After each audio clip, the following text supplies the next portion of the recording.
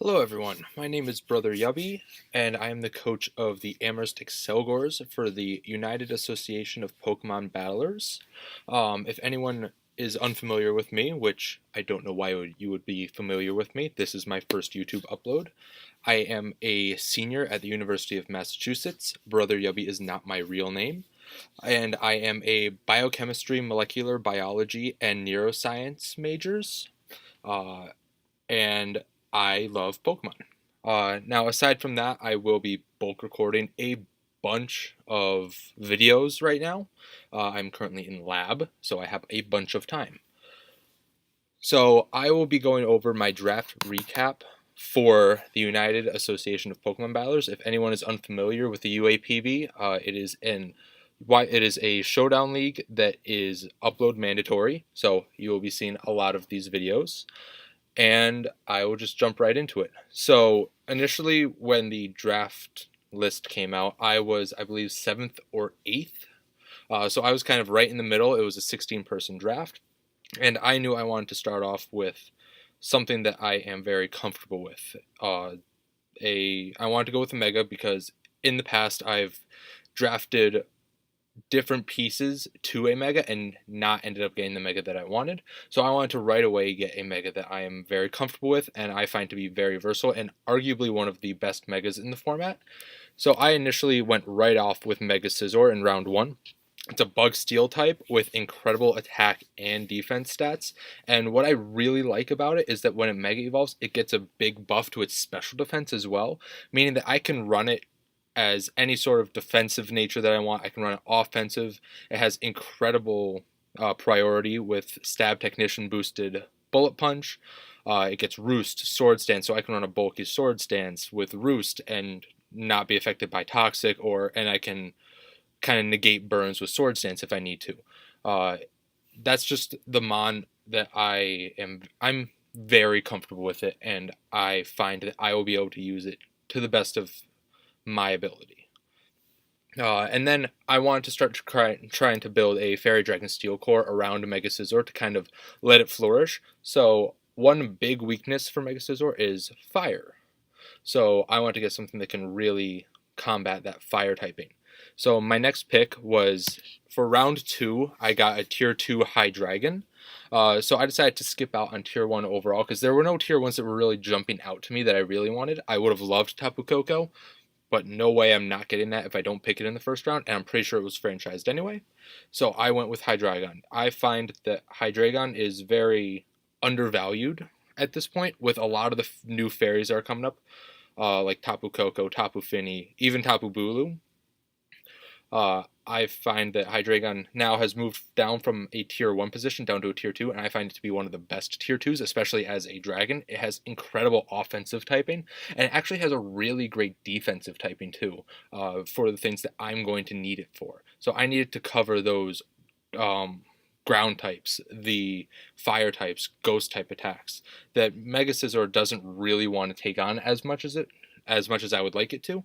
It has an incredible special attack stat, and I really like the 98 speed. I would love it to be 101, but I can't really argue with it. But it means that base 100s are going to have to run Jolly or Timid in order to make sure that they outspeed my Hydreigon if I decide to go a little speedier than they think I'm going to. I'm also not afraid to run a physical Hydreigon. I'm not afraid to run it bulky. It's got a great HP stat and very reasonable defenses in 90 for both of them. And his nickname will be Cerberus, 3 heads, guardian of my team. So for round 3, I actually decided to stay in round 2, and I went with Gengar. The reason I went with Gengar is because, one, I've never used it before. I've seen it used by Kelly under the radar in the P4G, and Wolfie Glick in the WBE. And I think that I'm going to really have a lot of fun with Gengar this season. It's one I've never used before. It has a great base 110 speed, so it's going to be able to outspeed the base 100s that Hydreigon can outspeed. It's got an incredible special attack as well.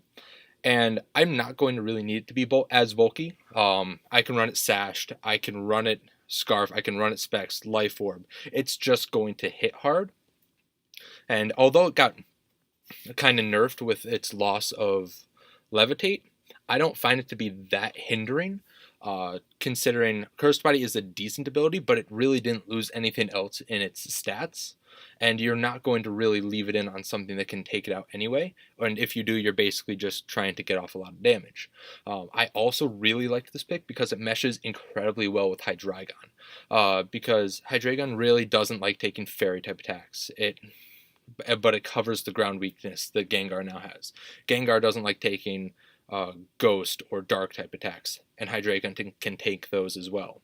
And I think that they just mesh as a really good offensive core, and they can really help each other out defensively as well if I need them to. Its nickname is going to be Ryuk from what is it, Death Note? Thank you. And so next in round 4, I decided to jump down to tier 3. I'm still leaving that tier 1, but at this point, I knew what tier 3 I wanted in my next round, and I knew what tier 1 I was going to go for as long as it stayed there. So I kind of had this planned out at this point. I like to go into my drafts with an open mindset, not knowing what's really going to be taken, and kind of building my draft around 1 or 2 mons that can really mesh together, and then trying to fill in all those spots. So I went with actually another poison type, and I went with Nidoking. This gives me a very reliable hazard setter of Stealth Rocks and Toxic Spikes if I need it. It also gives me a mixed attacker. I can run it physically offensive with Sheer Force still with like Poison Jab and the Elemental Punches, or I can run special attacking with Earth Power, Sludge Wave, and any coverage move that I need. Sheer Force Life Orb is nothing, absolutely nothing to sleep on. Even if I don't run offensive investment, I strictly run defensive investment. Sheer Force mixed with any of those moves hits incredibly hard. I don't need that attack investment or special attack investment in order to really nuke something, and I can take the hits. It may not be as defensively versatile as Nidoqueen, but I really like the added power that I get, so it means I don't really need to invest in that offensive presence to offensive power in order to get the offensive presence that I need. It's also a mon that I'm really comfortable using. I've used it in many different leagues in many different seasons, and I always find that it's a mon that I can bring reliably to just about every match, and it will have a good matchup, whether it be defensively or offensively, physical offense, special offense, any sort of really role setter that I need to, it's going to do well. Its nickname is going to be Daddy Orb. This is for one of the people in my front office, Overachiever. His nickname in one of our leagues is Daddy Orb. So this is for him.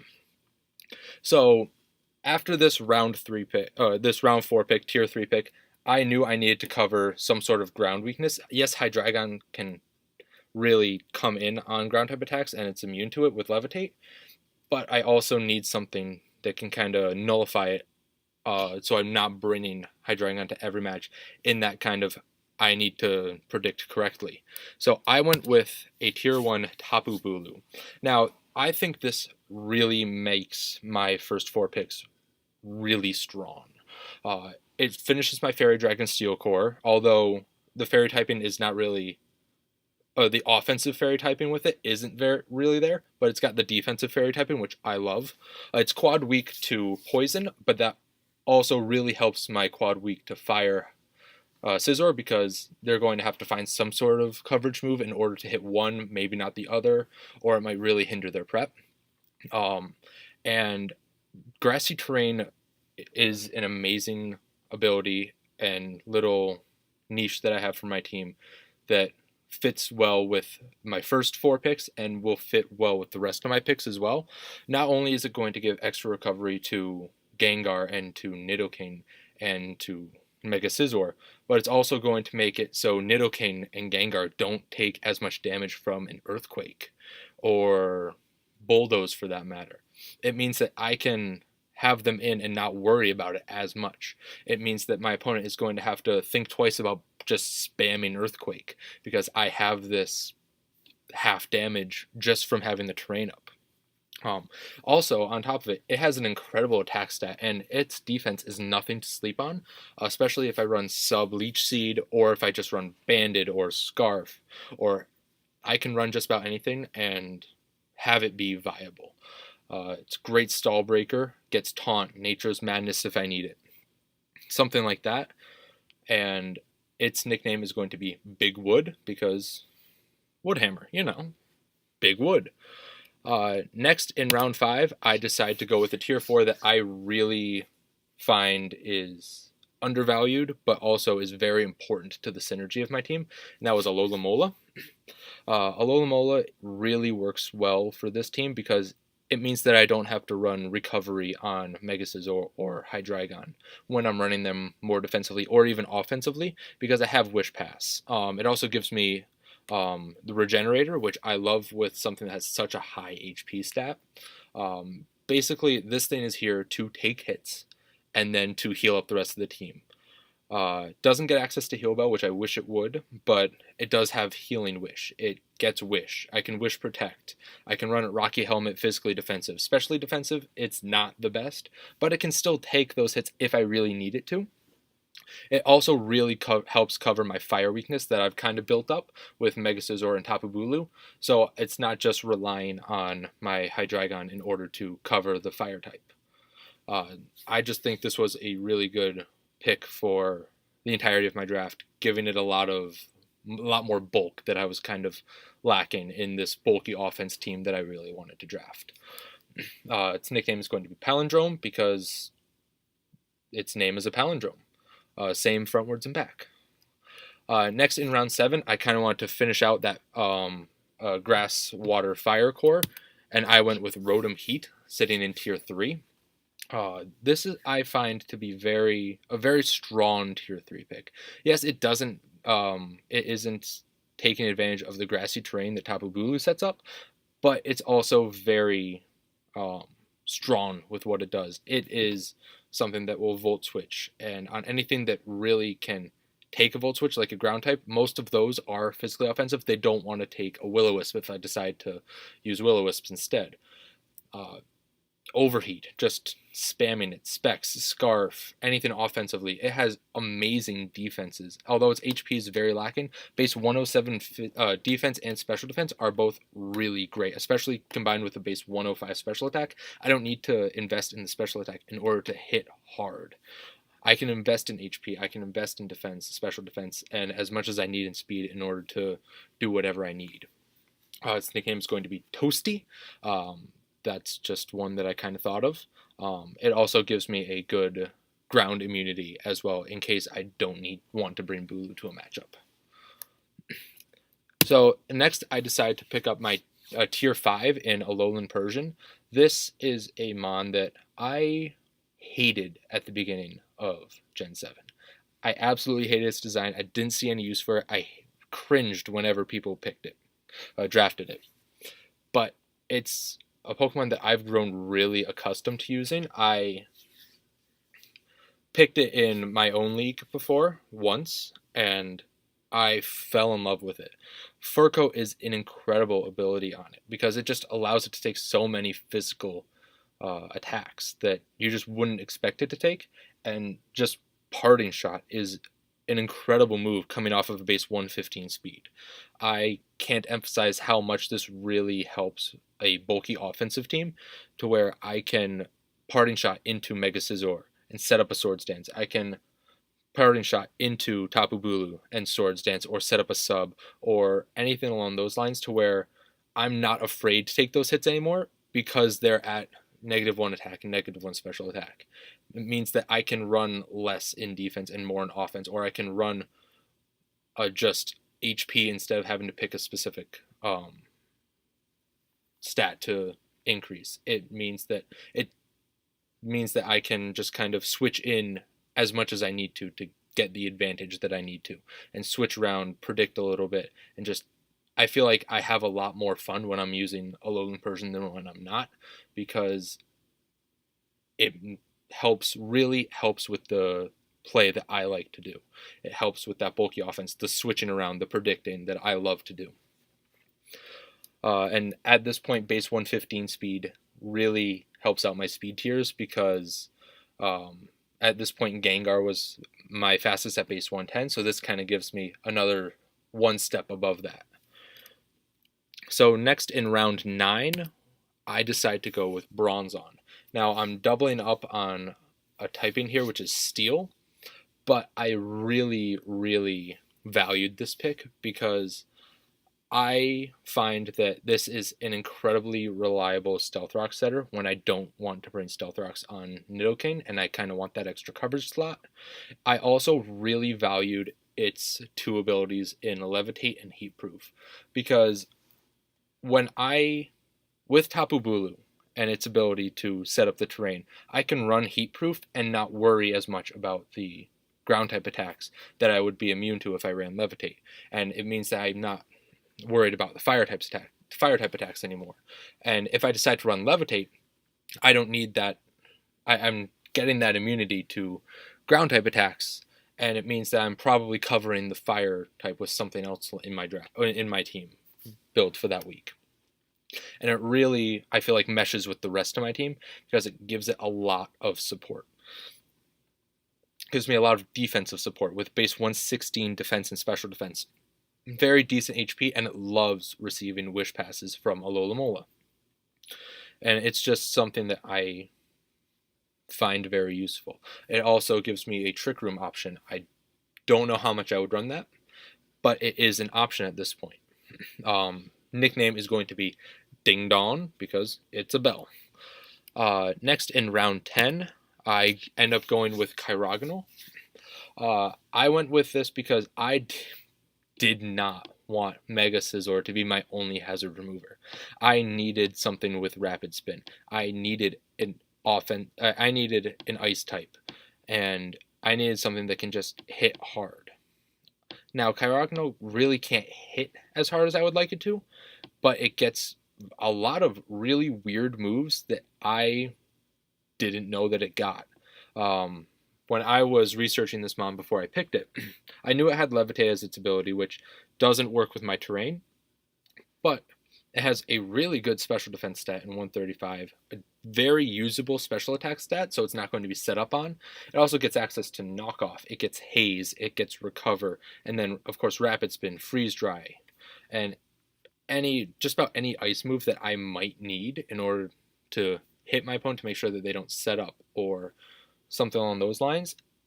It ended up being a really good pick, I feel, because it also gives me that hazard removing option that I was really, really needing. And it gave me a very fast hazard removing option with a base 105 speed, which it has no reason to be that speedy. And then just overall good recovery, reliable recovery with Recover really makes it so, even though it's an ice type, and ice types are incredibly frail because they are weak to so much, it gives me that recovery for when I need it in a specific matchup to check one, maybe two mons that I wouldn't normally be able to check otherwise. Now, at this point in the draft, I have all of my boxes checked. I have one tier 1, one tier 2, Mega, 2 tier 3s, a tier 4, a tier 5, and I've picked 3 of my 4 free mons, and I know that I am able to get any tier 1 that is left with the remaining points that I have. No one else can pick a tier 1, so I am trying to decide here, because there were 2 mons that I was thinking between. I was thinking between Thunder's Therian and Tornadus Therian, and I did not know which one to go to.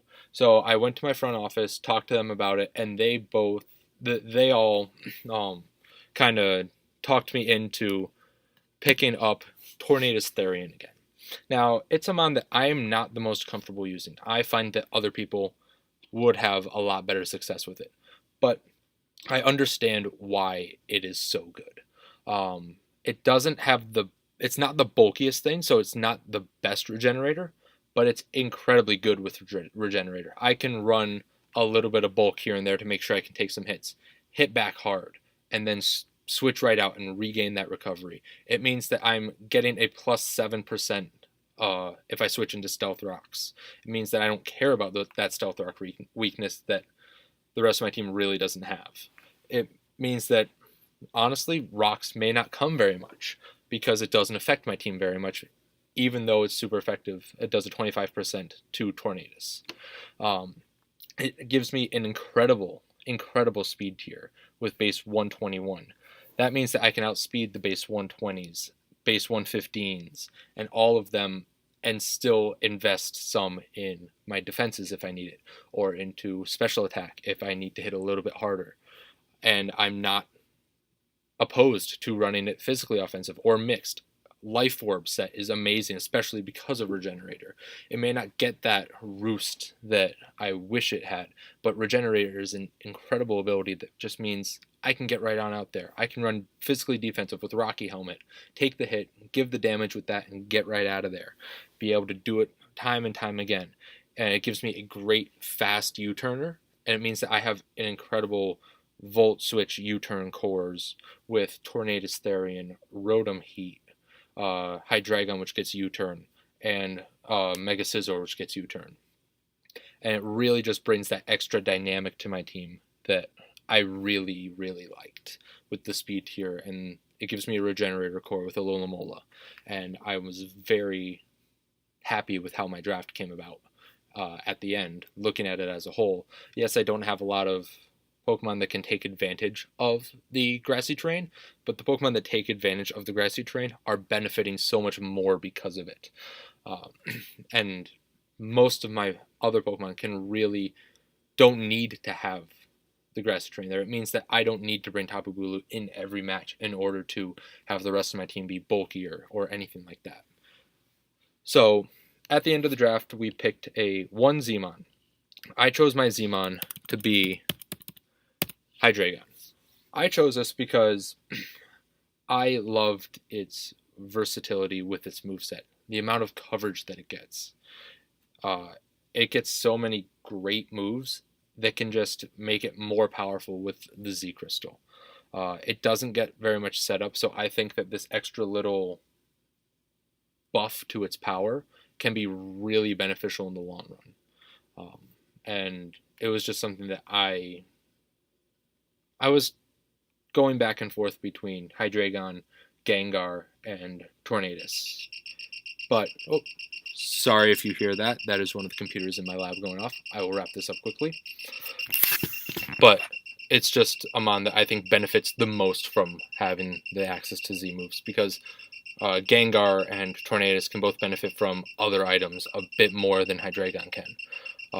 And that is my draft for the UAPB. I look forward to hearing any feedback, and I will see you all in our Week 1 Team Builder. Thank you.